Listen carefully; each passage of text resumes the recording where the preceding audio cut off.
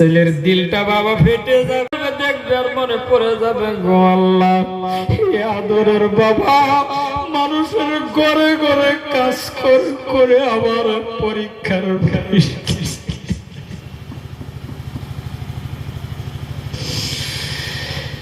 আদরের মা এত কষ্ট করে আমার লালন পালন করছিল। 2 নম্বর তাকবীর যখন বলবে আল্লাহু আকবার, তাকায়া দেখবে এটা মা, এটা আমার বাবা। এমন কোন নিষ্ঠুর সন্তান না তোর চোখ থেকে গাল বয়ে বেয়ে পানি পড়বে না। প্রত্যেকটা সন্তান জানাজার নেওয়ার পাবে, তাকাইবে আর চোখ থেকে পানি আসবে গো। আমার আল্লাহ বলে কান্দিস না, আমি আল্লাহরে ডাকতেছ আর কাঁদতেছ, জেনে রাখ কান্দার দরকার না, তোর বাবা বড় গুনাহ আমি আল্লাহ মাফ করে দিলাম।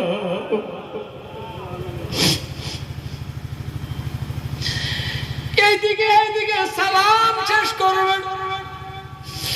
বহুত জায়গার মধ্যে আমি দেখছি কবরের মধ্যে নিজের ছেলে উপরে দাঁড়ায় থাকে, কবরের মধ্যে অপর মানুষ নামে। না না না, ও ছেলেরা শোনো, তোমরা 3 ভাই আছো, 4 ভাই আছো, 3 জন কবরে নামো। তোমার বাবারে নিয়ে কবরে নামো, তোমার মাকে নিয়ে কবরে নামো। দেখবেন কবরে 3 ব্যক্তি নামে, 3 জন নামে না নাই, একজন উঠে আসে, আরেকজন উঠে আসে, সর্বশেষ একটা মানুষ বাবা বেহের লাস্টে উড়ে না নাই। তোরে কোন ওই মানুষটা যদি নিজের ছেলে হয়, ছেলে যারা আছেন ডরাইবেন না, ভয় নাই, কারণ আপনার বাবারে নিয়ে কবরে নামছে। দেখবেন একটা কাজ কবরের মধ্যে শেষবারের মতন করা হয়, ওই কাজটা কি জানেননি?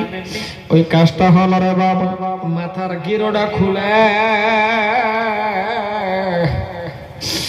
3টা সাদা কাপড়ের ভিতরে থেকে বাবা হোক মা হোক মুখখানা বাহির করিয়া প্রত্যেকটা লাশের মুখখানা বাবা কেবলার দিকে করে না। জোরে বলেন বাবা, করে না।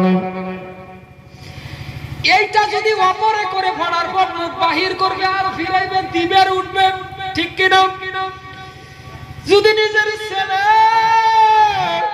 বাবার মুখের মধ্যে গো জীবনের শেষবারের মতন, মার মুখের মধ্যে জীবনের শেষবারের মতন যখন হাত লাগাইবে, তার দিলে মানবে না, চোখ থেকে পানি